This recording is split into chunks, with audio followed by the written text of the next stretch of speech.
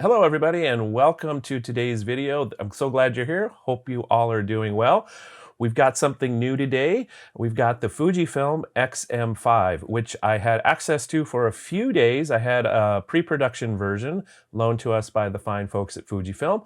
So I had just a little bit of time with this. So what I'm going to do in this first part of the video is talk about some of the physical aspects of the camera while I still have it. I have to return it in 2 hours. So let's hustle along here. So talk about a few of the physical aspects of the camera. And one of the first things you might be wondering is how small is this camera? This is how small it is. It's very, very tiny. So it is currently the smallest camera. Let's get that focus. There we go. Fujifilm makes.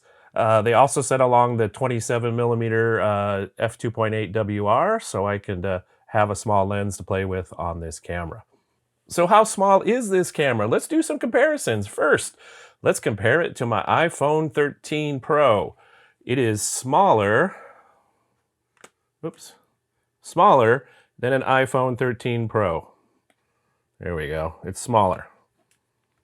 So it's smaller than that. Tiny, tiny, tiny.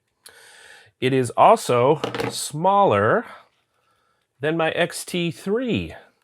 So here's an X-T3. It looks ginormous now. It's also much, much smaller than my Fujifilm X-H2S, which is my daily driver with a 16 to 80mm lens on it. So you can see how much smaller it is. Teeny, teeny, tiny.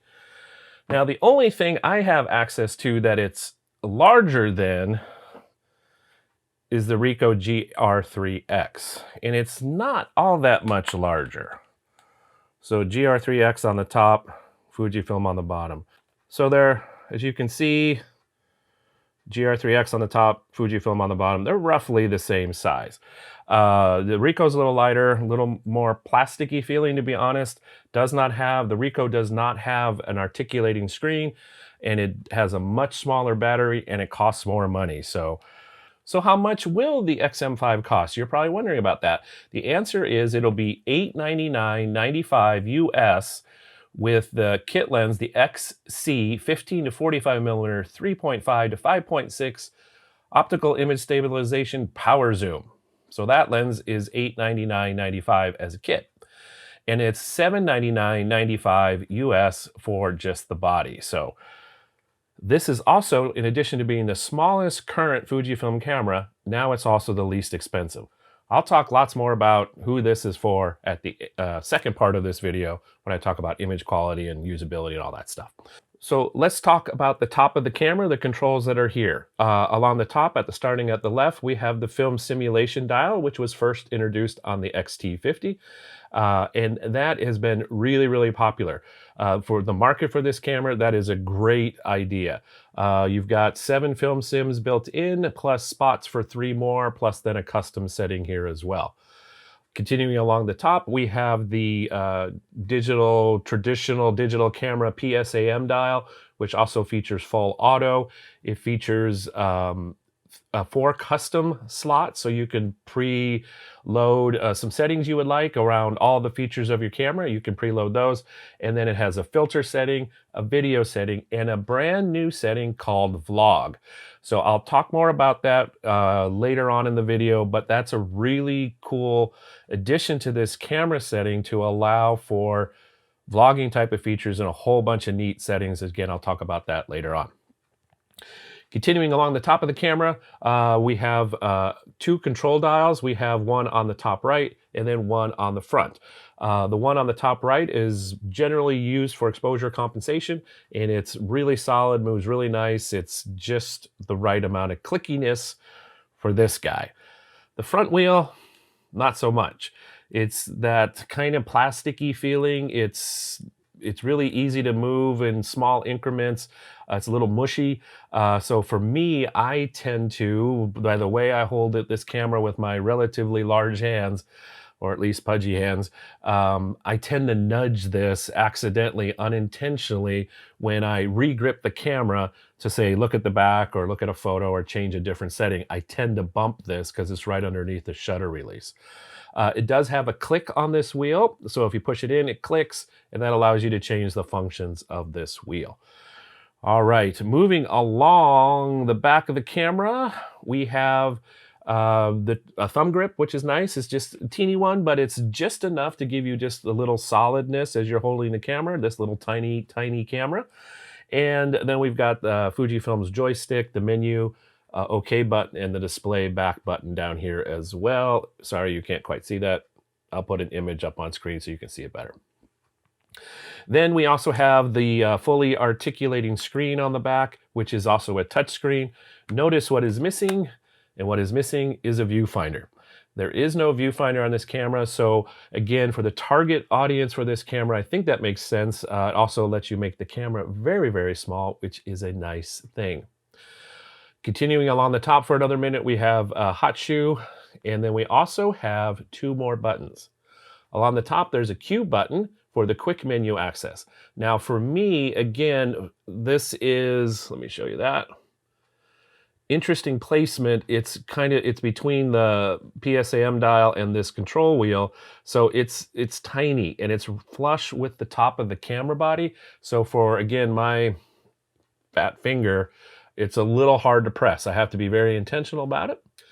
Also up at the top is the red video record button next to the shutter release, which is easy to access. And if you just want to jump into a quick video mode when you're already in a photo mode on the dial, that makes it very, very easy.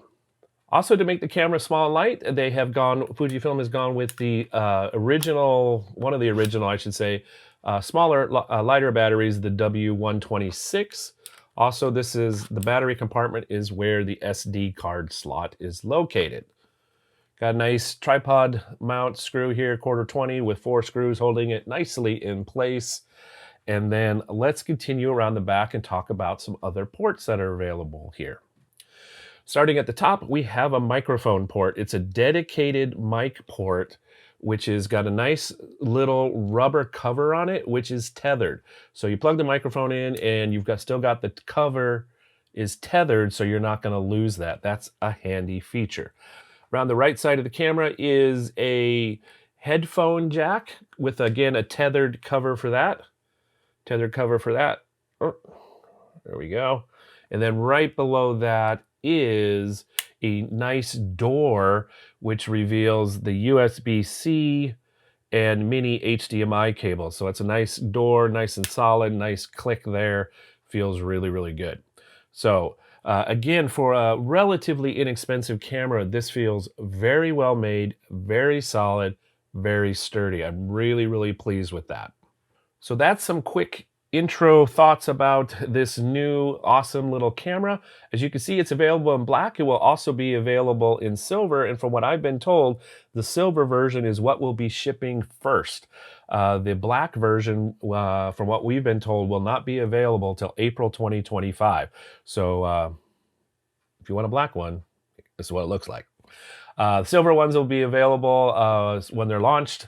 I'm not 100% sure of the launch date as I'm recording this, but if I have that information when the video goes live, I will include that in the notes below. So next in this video, I'll talk about my experience of using the camera, the photos, and a little bit about video and the vlogging features, and then conclude with some final thoughts on this camera. Through the magic of technology, I'm back as if almost no time has passed, even though it's been 9 days since I recorded that first part. Anyway, in this second part, what I want to talk about is the experience of using the X-M5, some thoughts on autofocus, image quality, a little bit about video, one more little chat about the film simulation dial, and then a little bit of exploration of the new vlog mode and the interface for that. So, and then lastly, we'll also include a conversation briefly about my thoughts on who this camera might be for. So let's dig in. We'll start with image quality, and let's talk a little bit about that. It's Fujifilm. It looks great. It's a 26 megapixel sensor, no in-body image stabilization. I'm pretty sure, although it's not in the spec sheet, which was kind of interesting. There were really no specs in the info sheet received in preparing for this video from Fujifilm, but I'm pretty sure it's the X-Trans 5 processor. So Image quality looks great. If you watched last week's video where I shared some photos with street photography with the 27mm 2.8 RWR, you're going to see those photos again because that's the I use this camera in making those photos, so I'll just review them kind of quickly.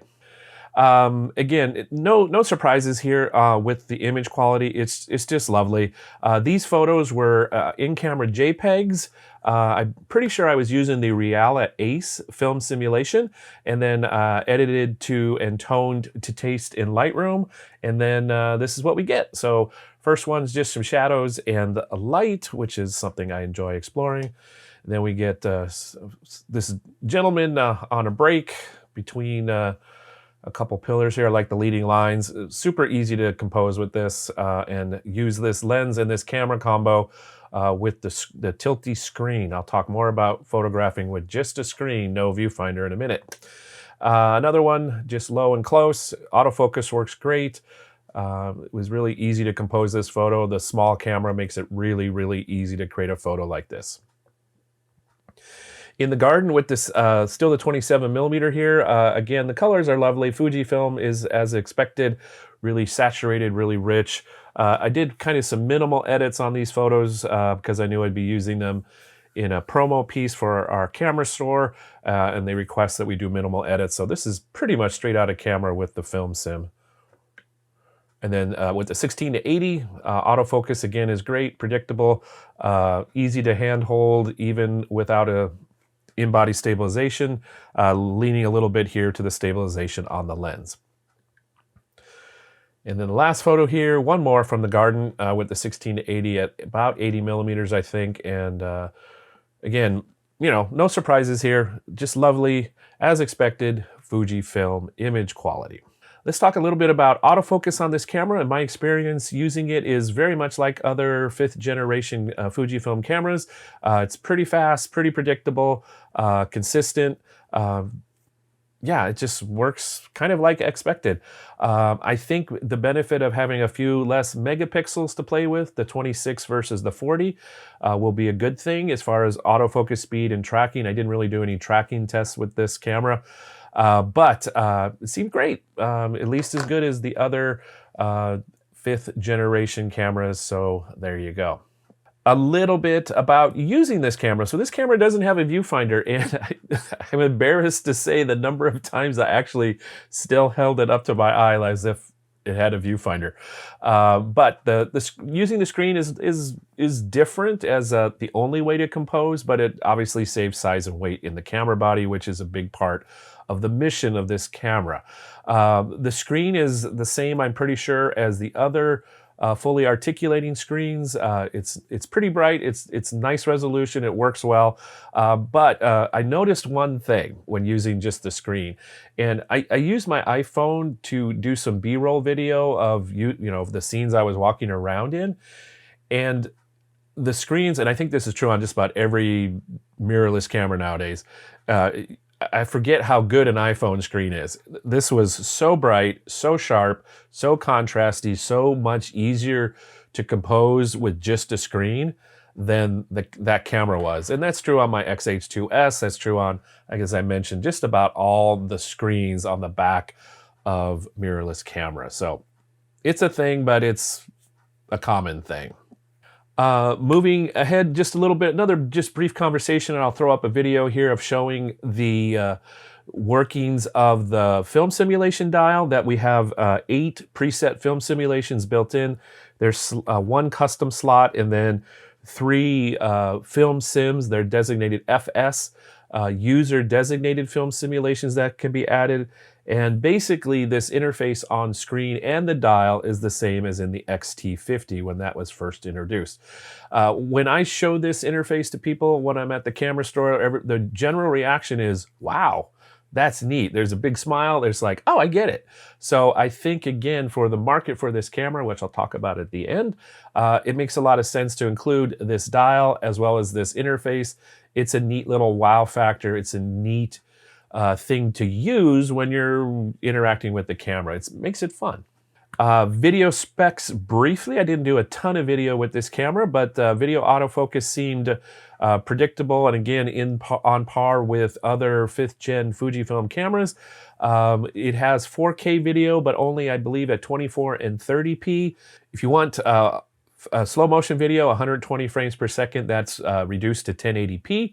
Again, my experience with video on this was kind of brief on just recording standard-ish video, but it looked good. The full HD 120 frames per second, I really liked it. It looked good. I'll again include a clip here so you can take a peek at that. So it works really nicely. One video feature that's highlighted in this camera is the vlog mode. Previous Fujifilm cameras have had a vlog mode on the mode dial, including the XS20, but the interface is different. They have a new interface for the vlog mode in the X-M5, and it's quite nice. It gives you lots of options on screen, touch control, very easy to work with, and it's a really nice interface, again, I think, for what this target market is. One of the cool features in the vlog mode is really geared towards social media. It does two really cool things, in my opinion. First, you will shoot horizontally, so you still hold your camera horizontally, but what it will do is it will create an area on screen where it crops into the middle, and it's showing you that's the video we're making. We're just shooting in this area, recording in this area. So even though your camera is in landscape mode, it's recording a vertical video, which is pretty cool. The neat other thing about this is it has preset timers of 15, 30, and 60 seconds so that you can record and be ready to rock and roll for social media use right out of camera. So no edit needed. You don't have to go into software or anything. Just that clip is going to be a 9:16 vertical video clip ready for social media. So I think that's pretty handy. That's really clever. The interface looks really nice. There's lots of other features in that interface, including being able to direct the microphones. There's 3 microphones, so you could have it be a 360, you could have it be just facing backwards, just facing forward, or both front and back. So it's a pretty neat little system in there. Those microphones, in my brief experience, were pretty prone to wind noise, so you'll probably want to use an external microphone of some kind, or a lavalier like I'm using right now. So again, I really like that new vlog interface. I think it's a handy thing. I can see almost, not quite, but if you do a lot of social media, this camera, that feature alone is pretty neat because you still have the excellent image quality you get from Fujifilm sensors, plus the ability to change lenses if you want to put something maybe different on there than what the kit lens or a smaller lens. You can go big if you really wanted to, and that's nice to have that option and still be able to create video right in camera that's geared for social media use. So speaking of social media, let's talk a little bit about who this camera is probably designed for, at least the primary target audience. And it's not really me, to be honest. It's not photographers like me. It is designed for people who have decided their phone isn't quite the right tool all the time for all their photo and video needs. They need and want something a little bit more. Or they want a single purpose device that is somewhat distraction free because there's no social media on it or anything like that. So when you have the X-M5 out, you are being creative, productive, and such like that. So I think that's really cool for the target market. It's a great tool. I think it leverages a lot of what at least I hear people asking for in the camera store. The Fujifilm film simulations, that's front and center on the film dial. Film simulation dial, excuse me. The small and light, we have people asking for that quite a bit. For right now, this will be, when it is available, one of the few cameras under $1,000 anymore that you can really buy. That market has kind of gone away. So I think this camera, it will be quite a big hit with folks looking for moving from a phone or in addition to a phone, or again, a travel camera. This could be a really nice camera for that market as well. It's not for me necessarily, although I do kind of like that social media feature of creating 9:16 videos. So stay tuned on that, maybe. I don't know. So that's my thoughts on this camera. I enjoyed the time with it. It's a really tiny camera. It is a little bit different user interface with just only a screen but no viewfinder. But it's so small It's so light and it does a really nice job. It feels well constructed to me. So that's my thoughts on the Fujifilm X-M5. A very interesting, price competitive, size competitive, feature rich, interesting set of features combined to create a kind of a little bit different camera for Fujifilm. So I'm looking forward to seeing how people react to it. I think it'll be a very successful camera at its price point and with its feature set. So if you have any questions, please leave them down below. I'll do my best to answer them from memory. I'm not sure when this will be available in stores.